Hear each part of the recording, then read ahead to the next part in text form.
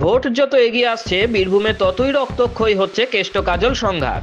এবার রাতের অন্ধকারে অনুব্রত গোষ্ঠীর লোকজনদের বাড়ি ভাঙচুরের অভিযোগ উঠল কাজল গোষ্ঠীর বিরুদ্ধে। এই ঘটনায় ফের জেলা জুড়ে ছড়িয়েছে শোরগোল। সিউড়ি 2 নম্বর ব্লক ফের খবরের শিরোনামে। অনুব্রত অনুগামী বলরাম বাগদির লোকজনের ওপর বাড়িতে হামলা চালানোর অভিযোগ উঠল কাজল শেখ ঘনিষ্ঠ ব্লক সভাপতি নুরুলের গোষ্ঠীর বিরুদ্ধে। অভিযোগ, রাত্রিবেলায় অতর্কিতে এই হামলা চালানো হয় এবং বাড়িঘর ভাঙচুর করা হয়। এই নিয়ে সংবাদ মাধ্যমের সামনে মুখ খুলেছেন বলরাম গোষ্ঠীর লোকজন। তাদের সাফ কথা, বলরাম বাগদির সঙ্গে তৃণমূল করার কারণেই নুরুলের বাহিনী এই হামলা চালিয়েছে।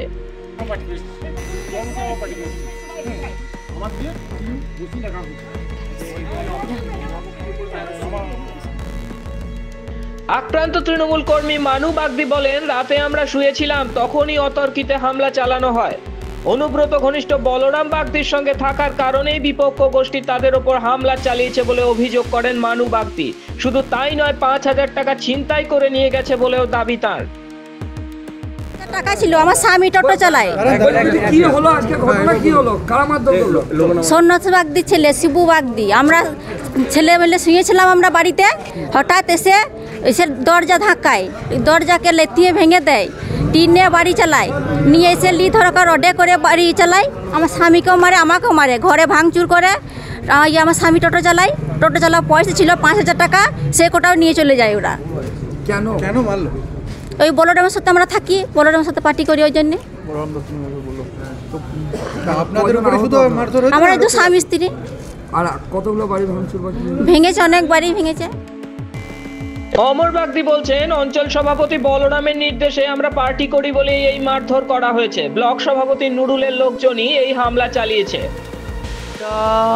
আমরা বলরামের নির্দেশে রাজনীতিটা করি, তো আমরা বলরাম অঞ্চল সভাপতি, তার নির্দেশে আমরা পার্টিটা করি। আর নুরুলের যারা দীর্ঘ দিনে যারা বিজেপি করে এসেছে তাদেরকে নিয়ে নুরুল ইসলাম পার্টিটা তাদেরকে নিয়ে করছি। তার জন্য আমাদের আজকে এই হাল আপনারা দেখুন। তৃণমূল সভাপতি বলরাম বাগদি বলেন, 24 ঘন্টাও কাটেনি, আমি জেলা পরিষদে গিয়ে বৈঠক করেছি, তার মধ্যেই আবার বেধড়ক মারধর করা হলো। জানা গিয়েছে কাজল শেখের সঙ্গেও এদিন বৈঠক হয় বলরামের। সেখানে তাকে নাকি প্রতিশ্রুতিও দেওয়া হয় যে সিউড়ি 2 নম্বর ব্লকে কোনো সমস্যা থাকবে না। তারপরেও এই মারধরের ঘটনা ঘটল। অর্থাৎ বোঝাই যাচ্ছে কাজল কেষ্টর এই দ্বন্দ্ব আপাতত থামছে না। আমি আবার আপনাদেরকে বলছি, আমাদের সর্বভারতীয় সাধারণ সম্পাদক সম্মানীয় অভিষেক বন্দ্যোপাধ্যায় অর্থাৎ আমাদের সেনাপতির নির্দেশ ছিল যে উভয় পক্ষ বসে বিষয়টা মিটিয়ে নিতে। তাই আমরা দলের একটা ক্ষুদ্র কর্মী, আমার কর্তব্য দলকে শক্তিশালী করা।